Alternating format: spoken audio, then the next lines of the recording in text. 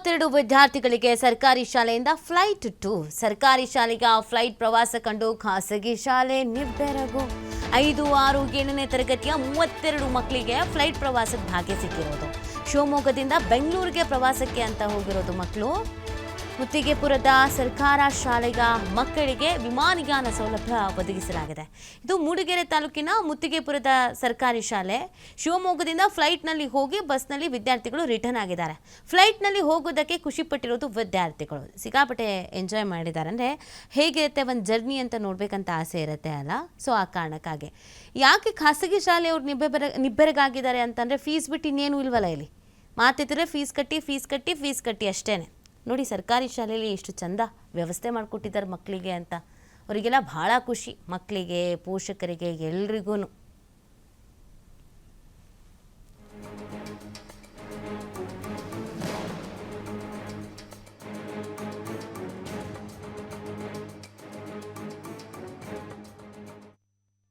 Air 32 ಮಕ್ಕಳು, 4 ಜನ teacher, ನಮ್ಮ ಉಪನಿರ್ದೇಶಕರು DDP ಸಾಹೇಬರು ನಮ್ಮೊಟ್ಟಿಗೆ ಏರ್ ಟೂರಿಗೆ ಬರ್ತಾ ಇದ್ದಾರೆ. ಗೌರ್ಮೆಂಟ್ ಶಾಲೆ ಮಕ್ಕಳ ಜೊತೆಗೆ ಉಪನಿರ್ದೇಶಕರು ಬರ್ತಾ ಇರೋದು ನಮ್ಮ ಹೆಮ್ಮೆಯ ವಿಚಾರ ಸರ್.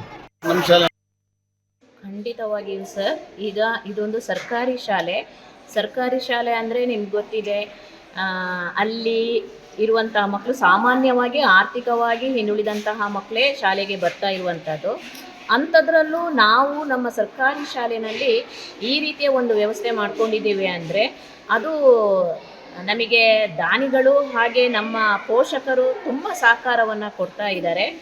ಜೊತೆಗೆ ಇದು ವಿಮಾನಯಾನದ ಮುಖಾಂತರ ನಾವು ಶೈಕ್ಷಣಿಕ ಪ್ರವಾಸವನ್ನು ಕೈಗೊಳ್ತಾ ಇರುವಂಥದ್ದು ಅದರಲ್ಲೂ ಸರ್ಕಾರಿ ಶಾಲೆಯಲ್ಲಿ ನನಗೆ ತುಂಬ ಹೆಮ್ಮೆಯನ್ನು ತರುವಂತಹ ವಿಷಯ ಆಗಿದೆ ಸರ್. ಎಷ್ಟು ಜನ ಸ್ಟೂಡೆಂಟ್ ಹೊರಟಿದ್ದಾರೆ?